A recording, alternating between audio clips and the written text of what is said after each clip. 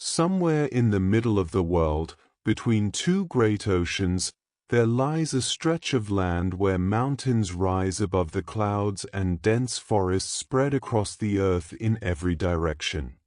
This is the region known as Mesoamerica, a word that simply means the middle of the Americas, and it is a place where some of the most quietly remarkable civilizations in all of human history chose to build their homes, their temples, their cities, and their ways of understanding the world around them. The land itself is varied and gentle in its contrasts. Along the coasts, warm winds move through palm trees and the sea remains a constant presence in the background of daily life. Inland, the terrain shifts gradually, rising into cool highlands where the air carries the scent of pine and the mornings arrive wrapped in mist.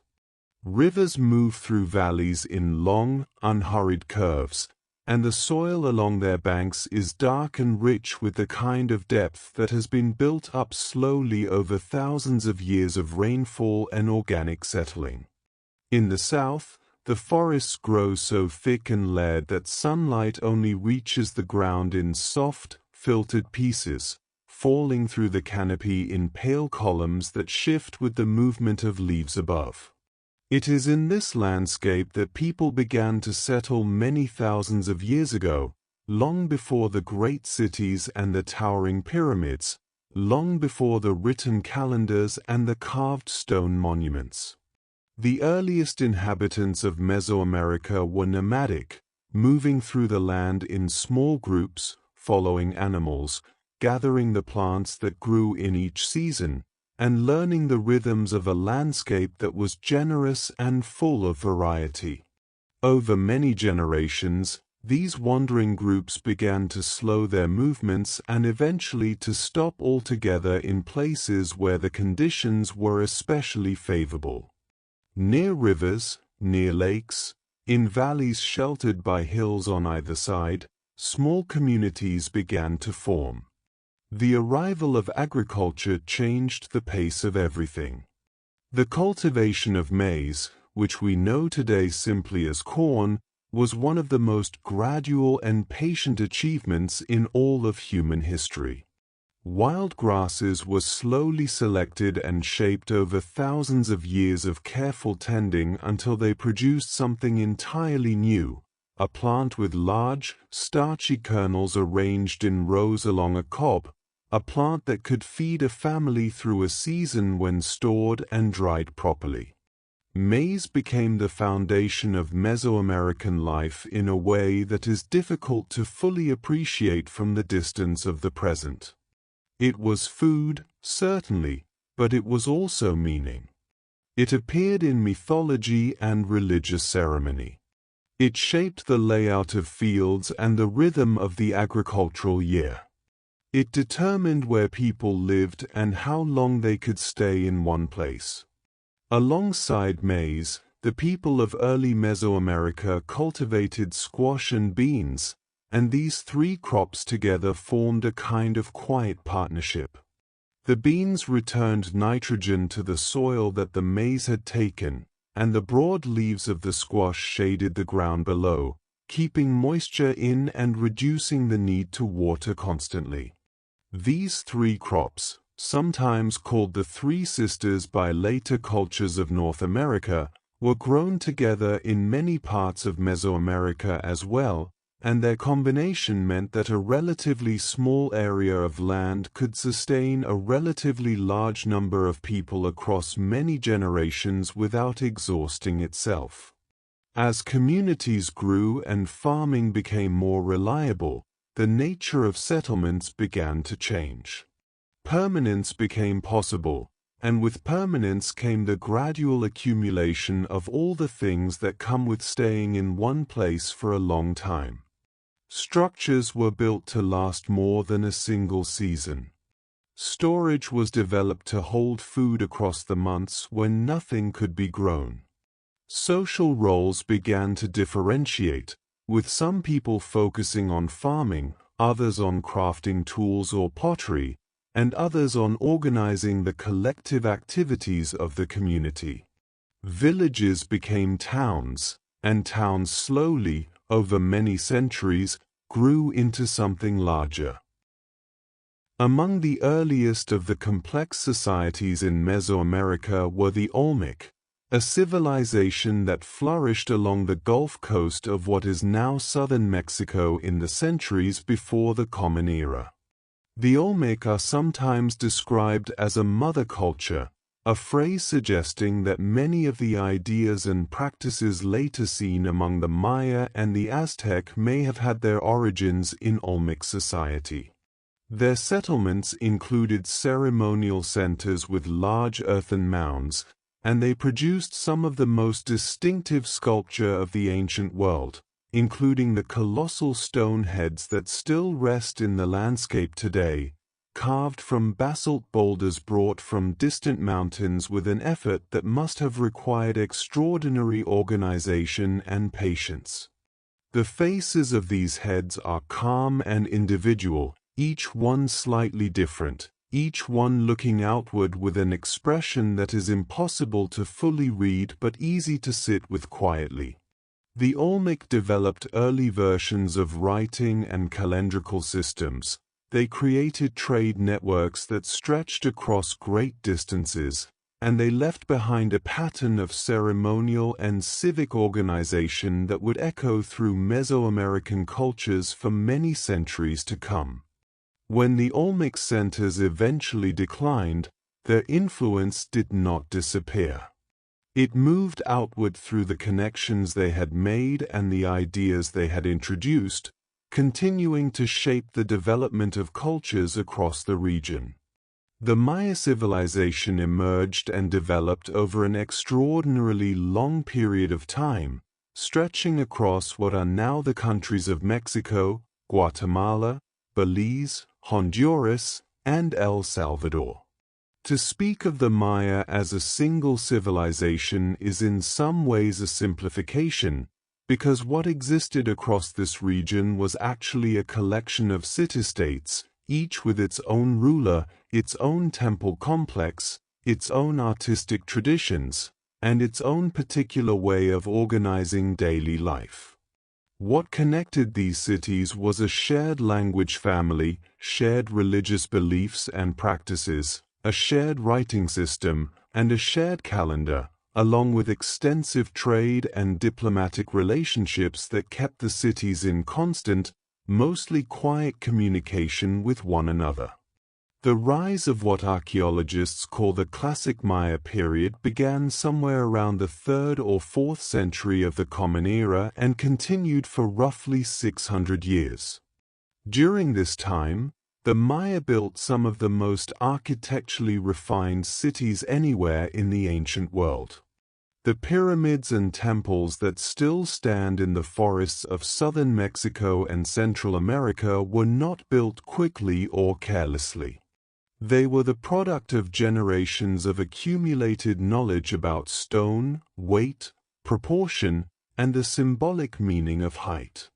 To build upward was to move toward the sky, toward the heavens where the gods resided and where the movements of planets and stars told the story of time itself. Maya architecture followed consistent principles across different cities and different centuries. Temples were built on top of stepped pyramids, their doorways aligned with specific astronomical events so that on particular mornings or evenings throughout the year, light would enter a chamber in a precise and deliberate way. Plazas were laid out flat and open, surrounded by the tallest structures, creating spaces where large numbers of people could gather for ceremonies and civic events. Palaces were built in long, low structures with multiple chambers and corbelled arches, a form of arch made by stacking stones so that each course extends slightly further inward than the one below, eventually meeting in the middle. This technique produced sturdy, elegant interiors that have survived in remarkable condition across many centuries.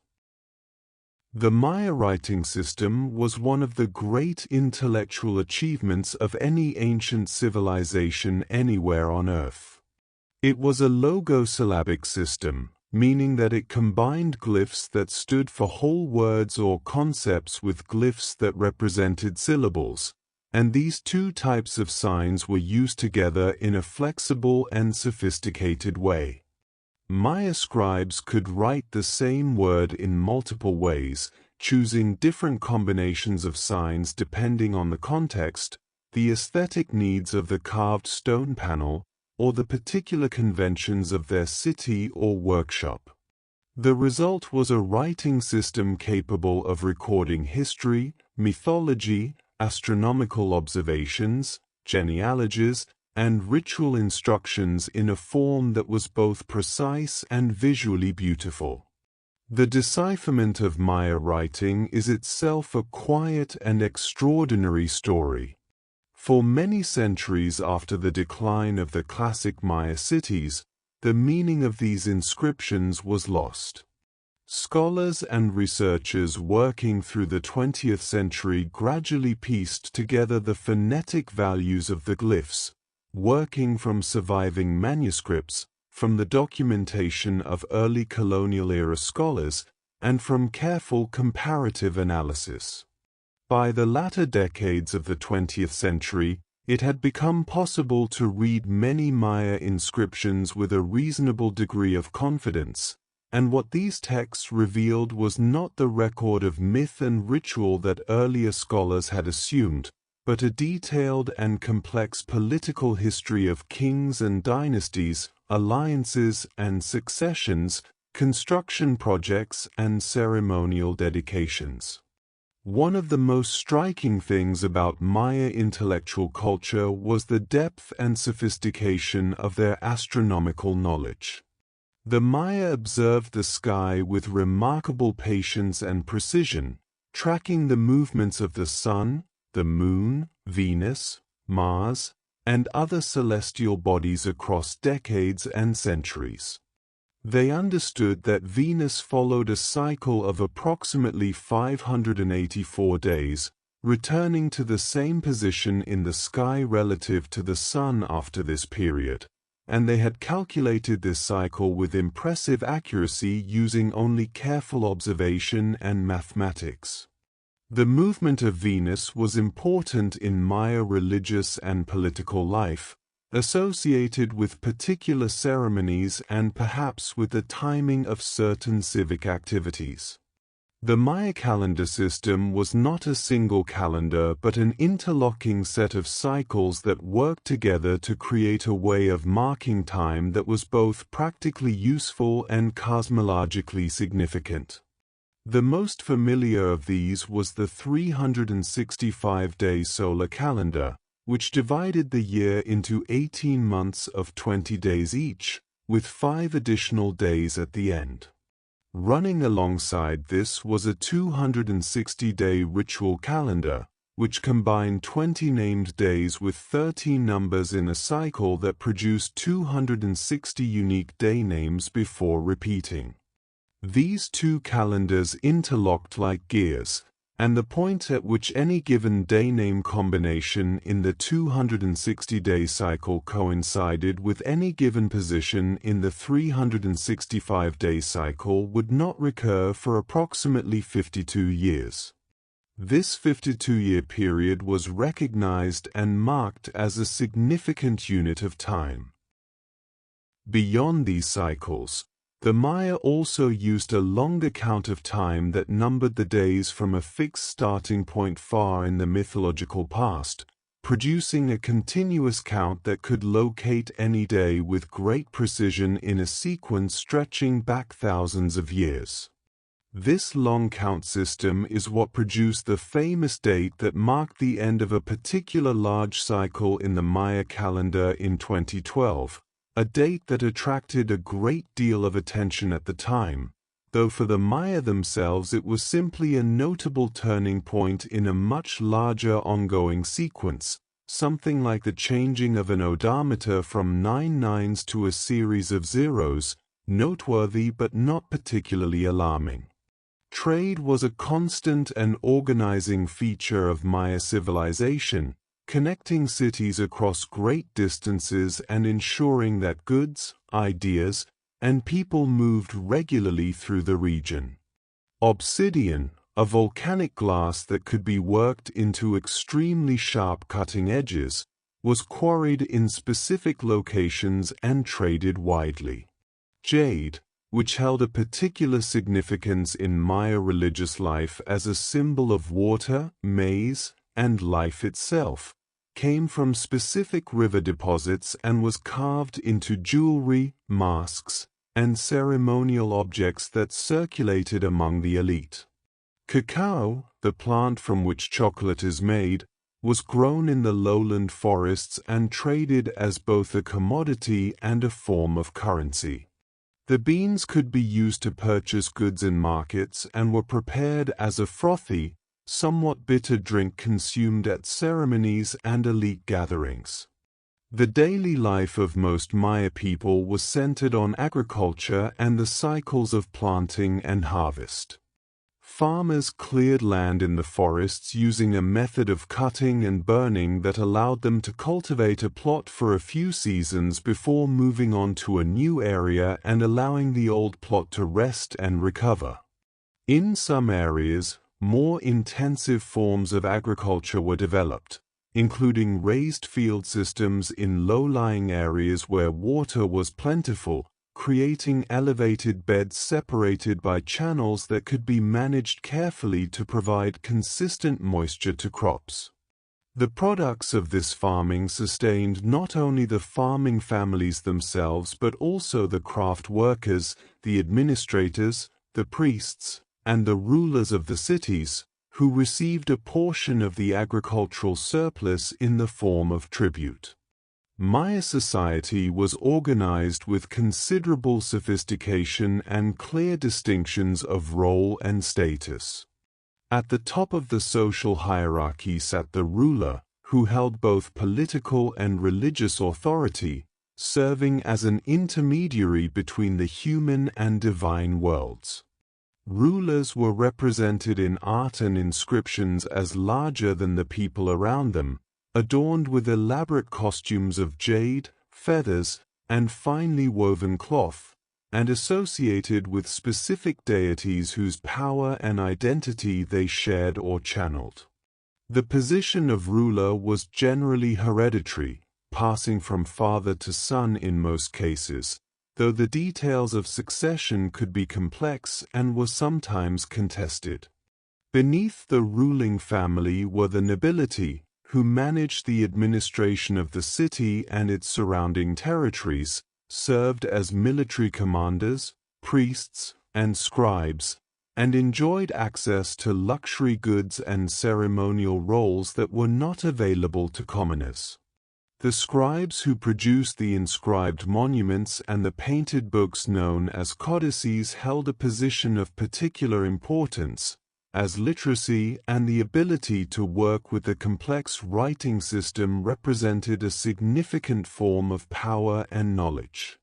The farmers, craft workers, and merchants who made up the majority of the population lived in smaller houses around the ceremonial core of the city, maintaining their agricultural plots and contributing labor to the construction and maintenance of public buildings. Religion permeated every aspect of Maya life in a way that made the boundaries between the sacred and the everyday quite permeable. The Maya conceived of the world as having been created multiple times, with each previous creation having ended before the current one began. The present world was sustained by the ongoing actions of both humans and gods, and the ceremonies and offerings performed by rulers and priests were understood as genuinely necessary for the continuation of the cosmic order. The rain god was petitioned with particular urgency in the weeks before the planting season. The sun's passage through the sky was watched carefully and celebrated at the solstices and equinoxes. The dead were buried with care and provided with objects to assist them in the journey through the underworld, a realm described in Maya mythology as a cool and watery place below the surface of the earth, inhabited by death gods who had to be navigated and appeased. The great Maya city of Tikal sits in what is now northern Guatemala, deep in a forest that has grown back around its ancient structures over many centuries. The tallest of Tikal's temple pyramids rises to a height of about 70 meters, its steep sides climbing in a series of diminishing terraces to a rooftop comb, a decorative structure of stone that once bore painted plaster carvings visible from great distances. From the top of these temples on clear mornings, it is possible to look out over the canopy of the forest in every direction, with the tips of other pyramids emerging from the green-like islands in a vast, slow-moving sea. Tikal was a large and powerful city during the Classic period, home to perhaps 60 or 70,000 people at its height, with a central zone of ceremonial buildings, plazas, and palaces extending over several square kilometers and residential areas spreading outward in every direction from this core. Palenque, in the Mexican state of Chiapas, is another of the great Maya cities, set against a backdrop of forested hills that rise steeply behind the site, with a river running along the edge of the ancient settlement. Palenque's architecture is noted for its elegance and refinement, with palace buildings featuring long galleries, interior courtyards, and a tall square tower that may have served as an observatory. The Temple of the Inscriptions at Palenque is perhaps most famous for the tomb discovered within it in 1952, the burial chamber of a ruler named Pakal who ruled the city for most of the 7th century of the Common Era. His stone sarcophagus was covered with carved imagery showing his descent into the underworld and his subsequent emergence and transformation, a visual expression of Maya beliefs about death and continuity that was rendered with extraordinary artistry. Copan, in what is now western Honduras, developed its own distinctive artistic tradition centered on deeply carved stone stelae, freestanding monuments depicting rulers with elaborate regalia, and sculptural decorations on buildings that included large portrait masks and hieroglyphic stairways with hundreds of carved steps each bearing a glyph in a long historical text. The Quirigua site in Guatemala produced some of the tallest stelae in the Maya world, single stone shafts carved with images and text that could reach heights of more than 10 meters, their surfaces covered in intricate carving that recorded the deeds and lineage of the city's rulers. The later centuries of the classic Maya period saw the gradual abandonment of many of the lowland cities, a process that unfolded over roughly a century and a half and resulted in the dispersal of large urban populations back into smaller communities and into the northern Yucatan Peninsula, where cities like Chichen Itza and Uxmal continued to develop and flourish into the post-classic period. The reasons for this shift have been the subject of considerable scholarly attention, and the most widely accepted understanding involves a combination of factors including prolonged drought, pressure on agricultural systems, political fragmentation, and the disruption of trade networks. Whatever the specific causes, the change unfolded slowly and was not accompanied by any dramatic single event. In the northern Yucatan, Maya civilization continued to produce remarkable architecture and to maintain complex political and economic networks. Chichen Itza, which means something like the mouth of the well of the Itza people, was built around two large natural sinkholes known as cenotes, which provided reliable fresh water in a landscape where rivers are largely absent, the limestone bedrock absorbing rainfall rather than allowing it to collect on the surface. The city's famous pyramid, known as El Castillo or the Temple of Kukulkan, was designed so that on the equinoxes, the shadow cast by its stepped edges creates the appearance of a serpent descending the northern staircase, a phenomenon that draws visitors today and reflects the precision with which Maya builders incorporated astronomical observations into their constructions. Moving now from the Maya world to the civilization that developed further north and west, we come to the people known as the Aztec, or more properly as the Mexica, a name they used for themselves. The history of the Aztec begins with a long migration, a journey that their traditions describe as having started from a place called Aztlan, somewhere to the north or northwest of the Valley of Mexico, the large highland basin that would eventually become the heartland of their empire. The Mexica arrived in the Valley of Mexico as relative newcomers, a people without their own land in a region already occupied by established city-states, and they spent a considerable period as subordinates and allies of more powerful neighbors before establishing themselves as an independent force. According to tradition, the Mexica finally settled on a small island in the shallow lake that covered much of the Valley of Mexico floor, choosing this location because they saw there the sign their patron deity had promised would mark the place where they should build their city. On this island they founded Tenochtitlan, which would grow over the following 2 centuries into one of the largest cities in the world. The founding of Tenochtitlan is traditionally dated to 1325 in the Common Era, though the exact date is uncertain, and the city grew gradually from a modest settlement into a densely populated and elaborately organized urban center. The lake on which Tenochtitlan was built, Lake Texcoco, was a shallow body of water covering the floor of the Valley of Mexico, and it had been home to settlements and agriculture along its shores for many centuries before the Mexica arrived. The island that became Tenochtitlan was connected to the mainland by a series of causeways, wide roads built up above the level of the lake on stone and earth foundations, with gaps that could be crossed by canoe or closed by removable bridges when needed. As the city grew, its territory was extended outward by reclaiming land from the shallow lake, building up the lake floor with layers of soil and stone to create new ground at water level.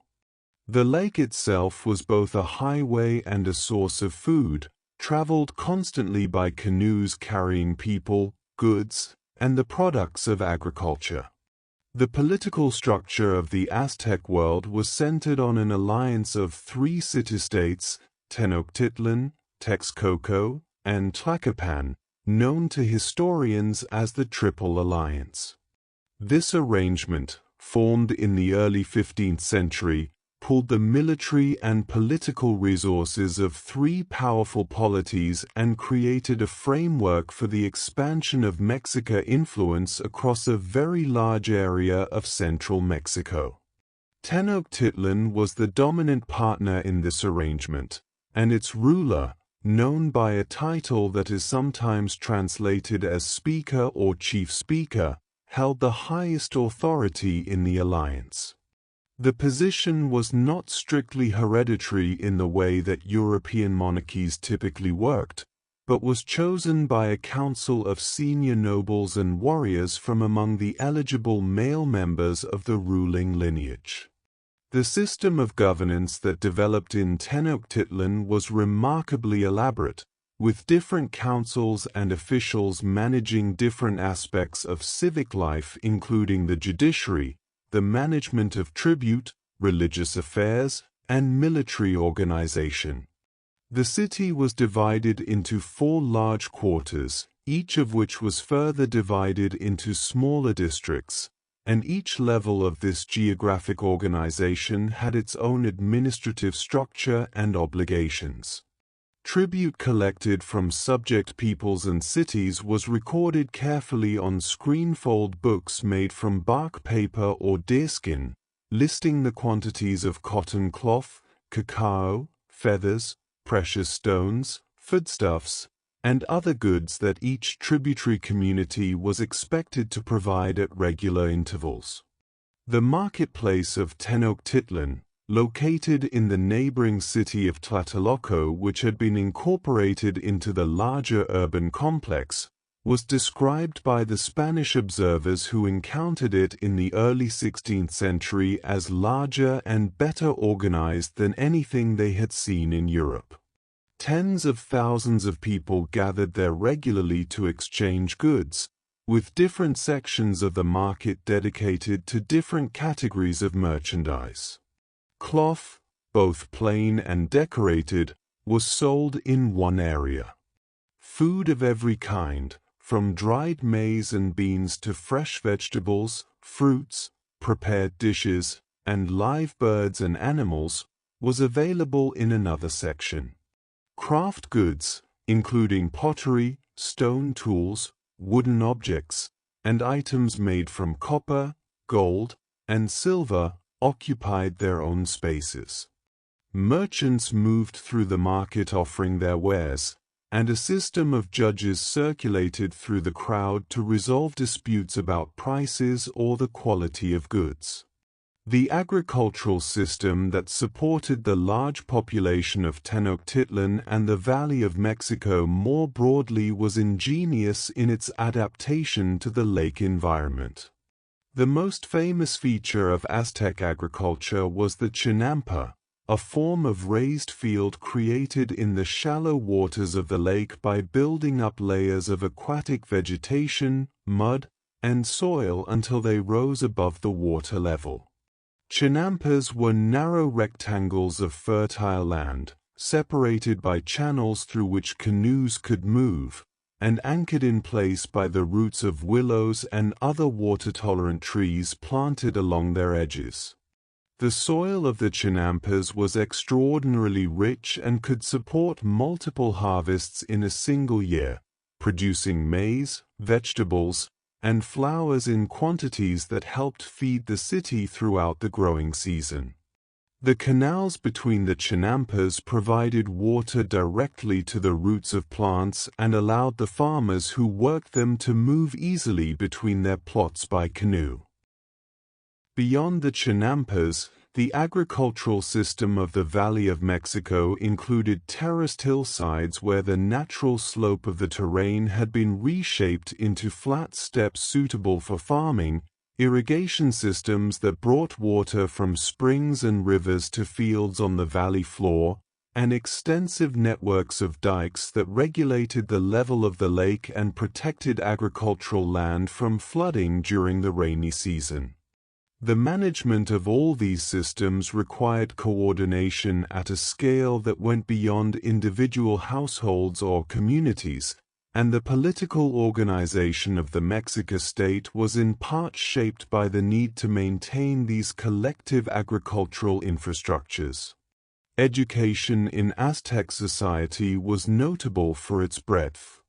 Unlike many ancient societies where formal education was reserved for the children of elites, Aztec law required that all children, regardless of the social class of their parents, receive some form of formal schooling.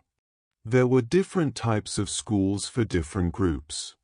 The sons of nobles and the most promising students attended the Kamikak, schools attached to temples where the curriculum included reading and writing the pictographic script, astronomy, rhetoric, religious knowledge, and the history of the Mexica people.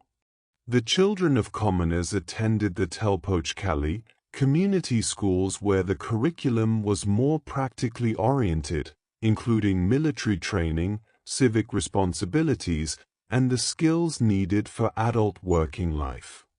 Girls also received formal education, though it was organized somewhat differently from that of boys and emphasized the domestic arts alongside religious knowledge and civic virtues. The religious life of the Aztec was rich and varied, centered on a large number of deities whose domains covered every aspect of the natural and human world. Rain and water were governed by a deity named Tlaloc, an ancient and widely shared figure in Mesoamerican religion whose worship predated the Aztec by many centuries. The sun was associated with a deity named Tenochtitlan, and the Mexica believed that the current sun, the fifth in a sequence of cosmic creations and destructions, required nourishment to continue its daily journey across the sky and through the underworld at night. The patron deity of the Mexica themselves was Huitzilopochtli, associated with the sun and with warfare, whose temple stood at the highest point of the Great Pyramid at the heart of Tenochtitlan.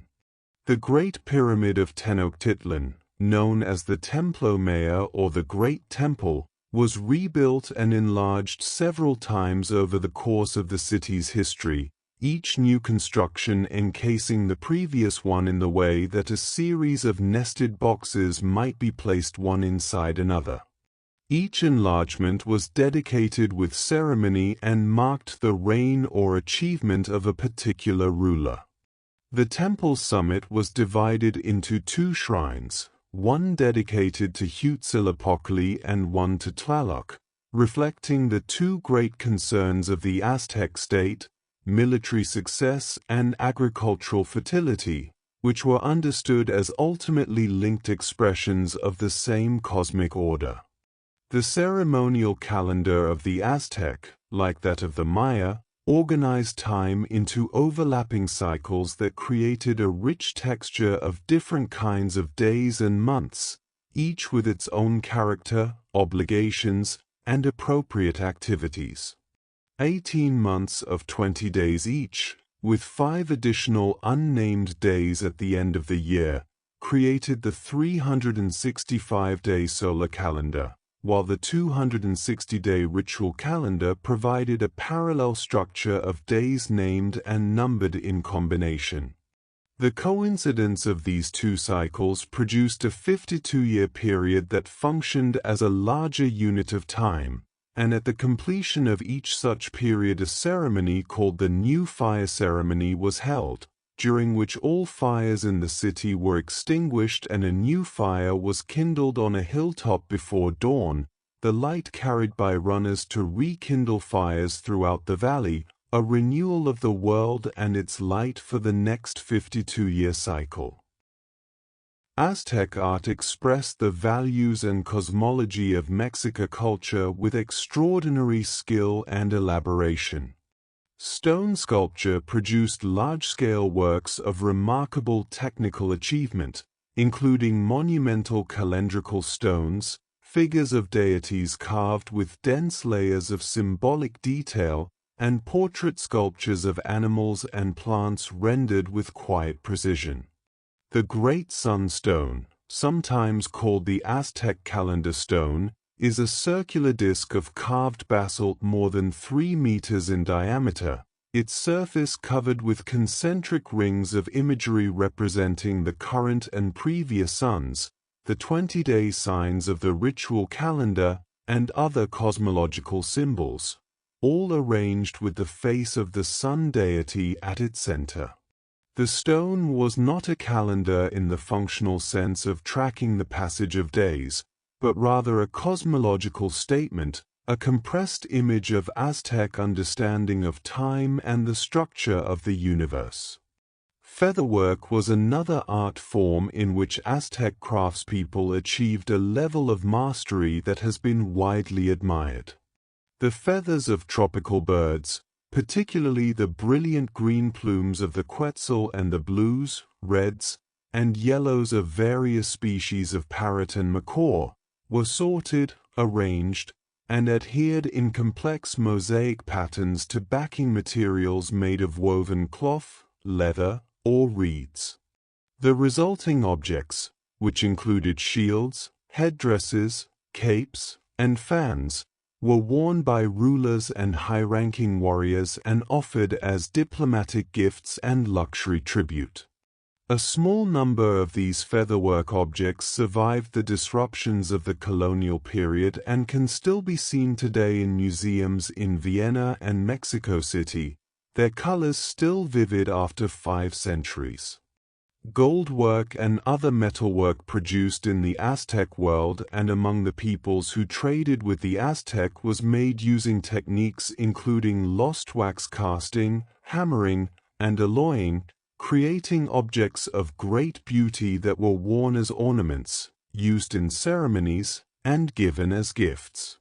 The Aztec themselves were not producers of gold on a large scale, as the Valley of Mexico had no significant gold deposits, but gold, silver, and copper came to Tenochtitlan as tribute from subject peoples and through trade, and Mexica craftspeople worked these materials with considerable skill. The markets and trade networks of the Aztec world connected Tenochtitlan to a vast hinterland stretching from the Gulf Coast to the Pacific, from the highlands of central Mexico to the lowland forests of the south. Professional merchants known as Pochteca occupied a distinctive social position, neither fully noble nor fully commoner, organized into their own hereditary guilds with their own patron deities, their own festivals, and their own courts for resolving commercial disputes. The Pochteca traveled long distances in organized groups, carrying goods from the Central Valley to distant markets and returning with exotic commodities that were not available locally. They also served as intelligence gatherers for the state, observing the political and military situation in the places they visited and reporting back to the rulers of Tenochtitlan. Cotton cloth was one of the most important commodities in long-distance trade, valued both for its practical uses in clothing and its role as a medium of exchange and a form of tribute. The tropical lowlands produced cotton in abundance, and it was woven into cloth by skilled weavers throughout Mesoamerica, with different regions developing their own characteristic patterns and techniques.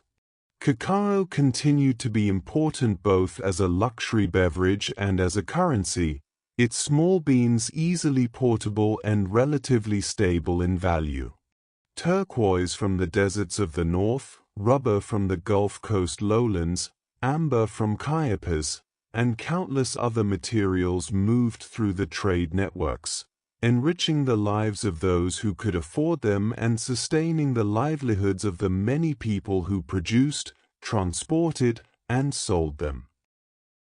The foods eaten in Aztec households varied considerably with the seasons and with the social position of the household, but maize in its many prepared forms was central to nearly every meal.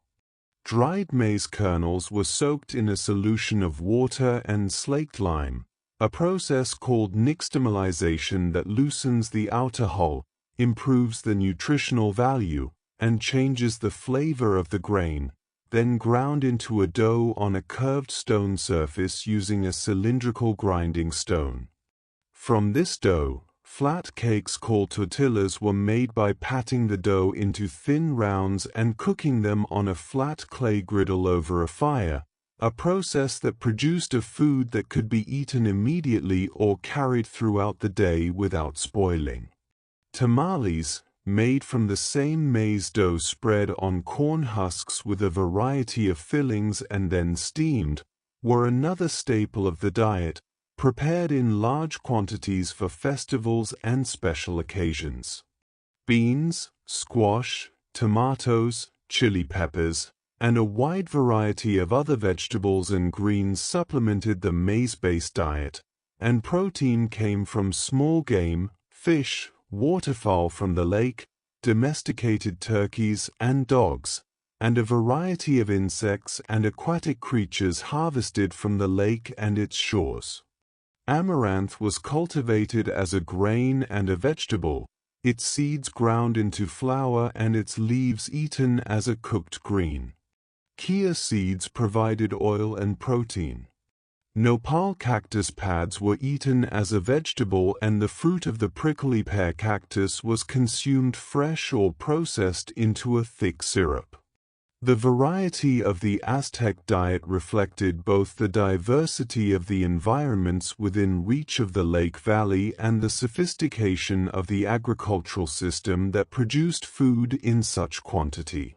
Clothing in Aztec society was subject to sumptuary rules, regulations that specified what types of garments and ornaments could be worn by people of different social ranks. Commoners wore garments made from maguey fiber, a plant whose long fibers could be processed and woven into a durable, somewhat rough cloth. Nobles and the wealthy wore cotton, which was softer and more finely textured, and they adorned their garments with embroidery, featherwork borders, and other decorative elements that announced their status at a glance. The basic garment for men was a wraparound cloth secured at the waist, with a cape tied over one shoulder for colder weather or more formal occasions.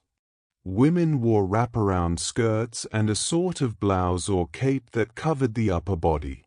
Sandals were worn by those who could afford them, while commoners often went barefoot or wore simple footwear of woven plant fiber. The houses of ordinary people in Tenochtitlan and throughout the Aztec world were modest structures built from the materials available locally, which in the Lake Valley meant adobe brick and plaster in many cases, or wattle and daub construction in the surrounding rural areas. A typical household complex consisted of several rooms arranged around a small courtyard, with a kitchen area, sleeping areas, and sometimes a small shrine or altar for household religious observances. The household was the basic unit of economic and social life, with family members cooperating in agricultural work, craft production, and trade, and sharing the food produced by their collective efforts. Extended family groups often lived in proximity to one another, sharing resources and responsibilities across multiple generations. The water supply of Tenochtitlan was managed through an impressive infrastructure of aqueducts, dikes, and canals. 2 stone aqueducts carried fresh water from springs on the mainland to the island city, each with 2 channels so that one could be cleaned and maintained while the other continued to supply water. The salt water of Lake Texcoco was kept separate from the fresh water of the southern parts of the lake system by a long dike built across the lake, one of the largest engineering works in the pre-Columbian Americas. Canoes carried water through the city's canal network, and water sellers moved through the streets providing fresh water to households that were not directly connected to the supply system.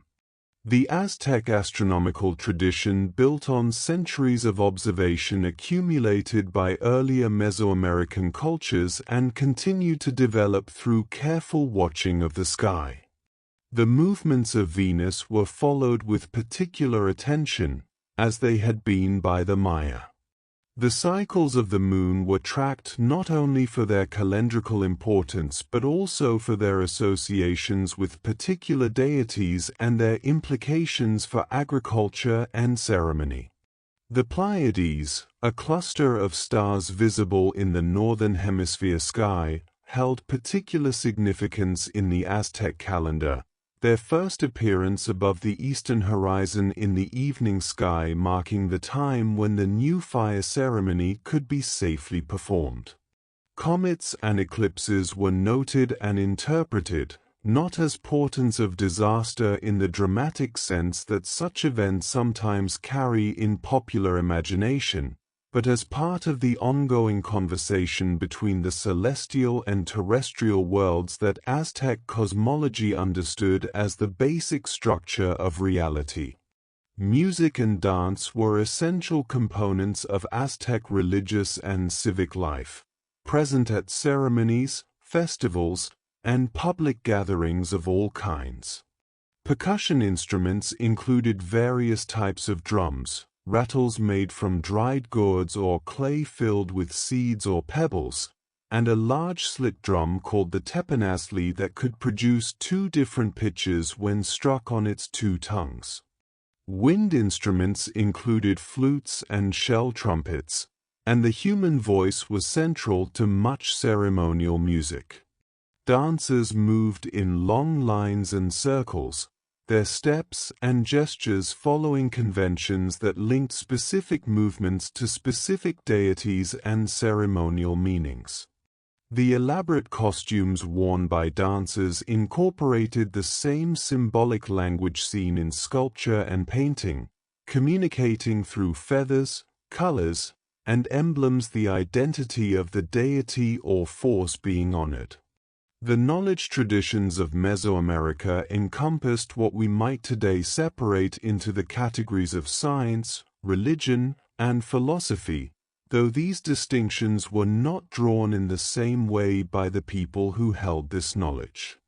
The observation of the sky was inseparable from the religious meanings attached to celestial bodies and events.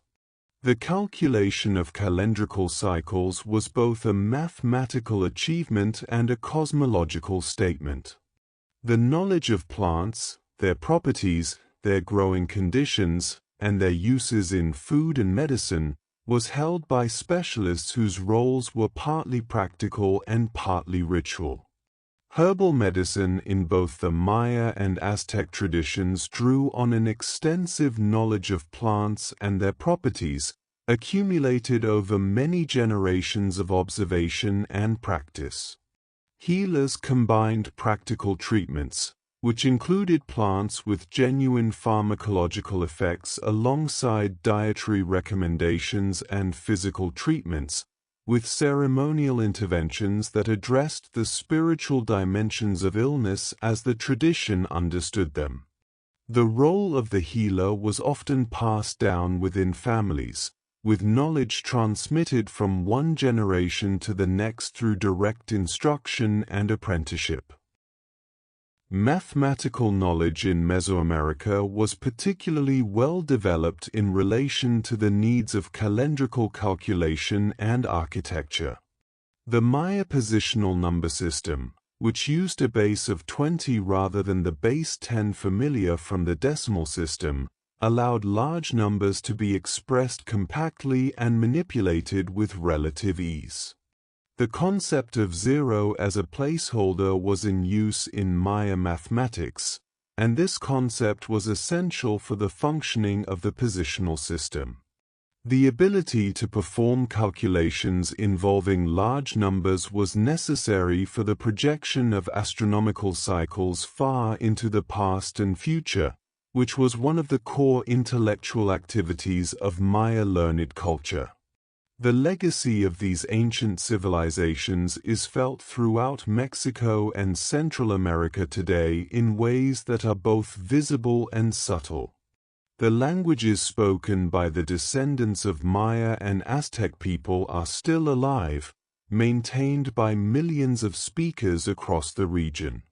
In Yucatan and Chiapas, in Guatemala and Belize, Maya languages continue as living tongues in which children are raised, ceremonies are conducted, and daily life is organized.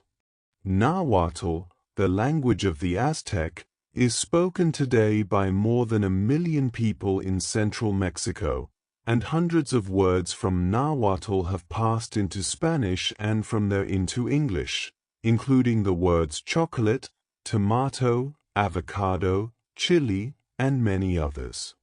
The foods that formed the foundation of Mesoamerican agriculture continue to be central to the diet of a very large part of the world's population. Maize is now one of the most widely grown crops on Earth, feeding people on every continent and forming the basis of countless products.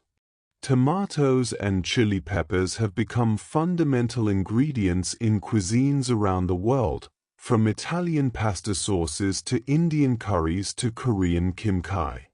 Chocolate, derived from the cacao of the Maya and Aztec world, has become a global pleasure. Avocados, squash, beans, and sweet potatoes all made their way from Mesoamerica and the broader Americas into global circulation after the late 15th century and have permanently altered what people eat. The architectural achievements of the Maya and Aztec continue to draw visitors from around the world to the sites where ancient cities still stand, partially restored and partially still emerging from the vegetation that covered them for centuries. Teotihuacan, the great city of pyramids north of Mexico City that predated the Aztec but was revered by them as a sacred ancestral site, receives millions of visitors each year who climb its pyramids and walk its wide ceremonial avenue. Chichén Itzá in Yucatan, Palenque in Chiapas, Tikal in Guatemala, Monte Alban in Oaxaca, and dozens of other sites draw people who come to stand in the plazas where ancient ceremonies were held and to look up at the structures that have endured through so many centuries of change. Contemporary indigenous communities throughout Mexico and Central America maintain living connections to the traditions of their ancestors, adapting ancient ceremonies and knowledge to the circumstances of the present while preserving what they understand as essential and meaningful. Calendrical traditions continue to be used by specialists in some Maya communities, the long chains of time reaching back to ancient starting points still unbroken in the consciousness of those who carry them. Agricultural practices that originated in the pre-Columbian period continue to shape farming in many communities, even as they coexist with newer methods and technologies. The study of Mesoamerican civilizations continues to develop and expand, with new excavations, new analytical techniques, and new scholarship in indigenous languages all contributing to a deeper and more nuanced understanding of these ancient worlds. Remote sensing technologies, including the use of LiDAR, a system that can map the ground surface beneath forest vegetation by emitting pulses of laser light and measuring their reflections, have in recent years revealed the scale of ancient settlement patterns that were not visible from the ground. Surveys using this technology in the Maya lowlands have shown that the density of ancient settlement was considerably greater than had previously been estimated, with cities connected by causeways and surrounded by agricultural fields and residential areas extending over vast areas. The picture that emerges from all this accumulated knowledge is of civilizations that were not isolated or static but deeply interconnected, constantly developing and changing, full of the ordinary texture of daily human life alongside the extraordinary achievements of art, science, and civic organization. The farmers who tended their maize fields at the edges of great cities, the potters who shaped their vessels by hand, the weavers who created cloth in patterns that reflected generations of accumulated aesthetic knowledge, the children who learned their numbers and their day names in the schools attached to temples, all these people lived their lives within a world of remarkable depth and richness, a world that has left its traces in the landscape, in the languages, in the foods, and in the cultural memory of the millions of people who are their descendants. The forests and mountains of Mesoamerica hold many more quiet revelations. New sites continue to be discovered, new inscriptions continue to be read, and the descendants of these ancient civilizations continue to carry forward the knowledge and traditions that have persisted through centuries of change. The pyramids that rise above the forest canopy at dawn, catching the early light on their stone faces while the world below is still in shadow, stand as patient and enduring expressions of what human communities can create when they have time, organization, and a deep understanding of the materials and forces of the world around them. They are not monuments to rulers or to power alone, but to the accumulated patience of many generations of people who quarried stone and shaped it, who watched the stars and recorded what they saw, who grew their crops in the rich soil of lake beds and hillside terraces, and who passed their knowledge carefully from one generation to the next through the long, quiet centuries. The ancient cities of the Maya and the Aztec rest now in various states of preservation and research, some fully studied, some only partially understood, and some still waiting beneath layers of soil and vegetation for the slow work of archaeological investigation to bring them gradually back into the light. Each new discovery adds another detail to a picture that grows more complex and more interesting with each passing decade, a picture of human life in all its ordinary and extraordinary dimensions, lived out across centuries in the forests and valleys and lake shores of a region of remarkable natural beauty and extraordinary cultural depth. The story of Mesoamerica is not a story with a single beginning or a single end, but an ongoing presence, felt in the foods on tables, in the words and languages, in the faces of the people who live in these landscapes today, and in the ancient stones that continue to stand quietly in the morning light.